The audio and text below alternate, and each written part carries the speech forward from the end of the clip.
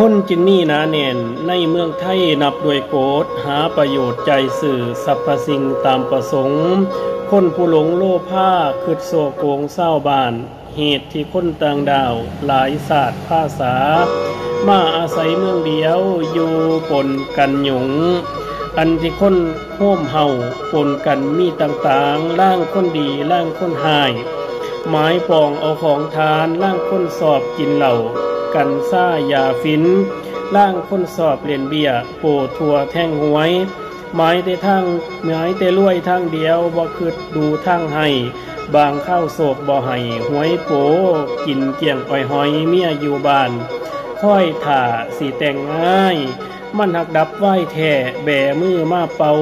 หาเงินสิซื้อเข่าหุงต้มก็บ่มีไอ้อปีคนนักบ้านนักโค้งสารสู่แห่งการทำมาหาบดหากินบ่เว้าหาเล่นแต่ทั่วโปขั้นว่าโซ่ลงแล้วเป็นขโมยไอ้ม่านใหญ่ตัวกินฟินบ่ได้ถุนหายขัวกามันบ่เป็นภาษาเที่ยวขโมยเศร้าบ้านไอ้หน้าด้านส่อลักตีซิ่งมันหักเป็นขโมยปุ่นสะดมหาได้ฝูงไผน้อยเมืองบ้านห่อนสู่แดนแท้แล้วแต่นั้นล่าซาเจ้าเห็นพ้นพวกไผทุกอยากให้ห้อมห่อนเหตุหมู่ม่านพระจึงปุ่นแต่งตั้งกองตำรวจพลตะเวนเกณฑ์กันให้นางย่ามเที่ยวสอดแนมตามบ้านอันว่าพลตะเวนนั้นหลายคนนับด้วยหมื่นเหตุอาณาจักรใหญ่กวางคนหน่อยก็บ่พอจึงได้เกิดเบี้ยเลี้ยงนุ่งห่มการกินในกองตะเวนอเนกน้องเหลือล้นเงินหลวงจึงได้ขึ้นเก็บเงินน้ำพวกไผขั้นไผบ่ซอยเจ้าเมืองสิมันหอมใดอันเสียเงินปีเท่านั้นอย่าเสียดายเป็นบุญใหญ่เหตุเท่าใดซอยเจ้าให้ตั้งเขตกองรักษาฟูงมูซึกโจรม่านบ่โขบสิ่งเมืองบ้านศาสนาบ่สูญเศร้าข้องพญาบ่ตกต่ำภัยเมืองบ่เดือดร้อนเหตุเงินนั้นซอยแผ่นดินเจ้าเอ๋ยอันชีวิตเท่าเจ้าข่อยทั้งขั้วเฮือนหมดทุกสิ่งหากเป็นของพระมิงตนทรงเอื้อทั่วแผ่นดินไผผู้มาตีขาล่วงโลภสิ่งของพระบ่ไล่ลืมเสียให้สอบเอาจนใดคันว่าจับมาได้ว่างสินไหมตามโทษพระทรงโปรดไฟฟ้าไก่คำเสมอคำว่าเจ้าชีวิตนั้นตั้งหักแมนบ่มีพิษคือว่าจิตใจเฮาหากพระคุณทงตุ้มไผหักคือทำหูคุณแห่งพระราชาเอาเป็นของหักษาเลื่อมง่ำสิฟู่เฟือง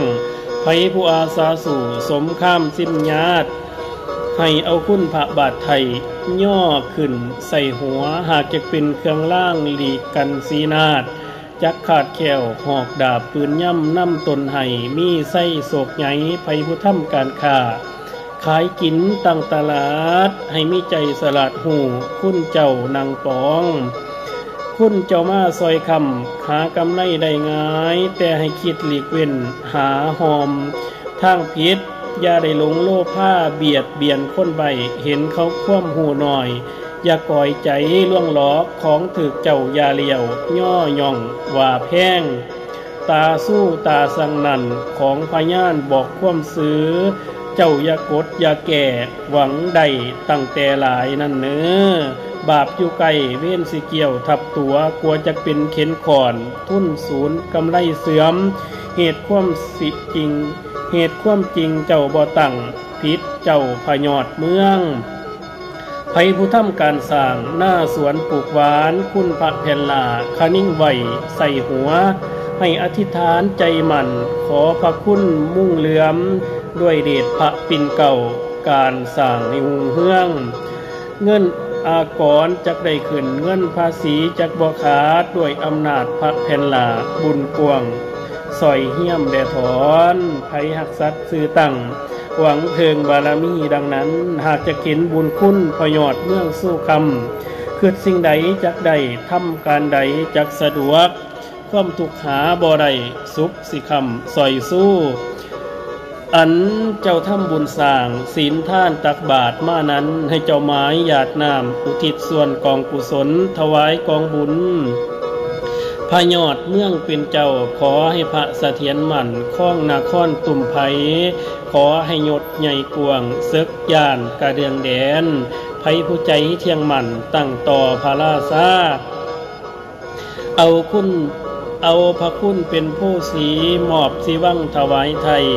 หากจักสมประสงค์ใดสุขสำราญเท่าสัวสิวังแล้ว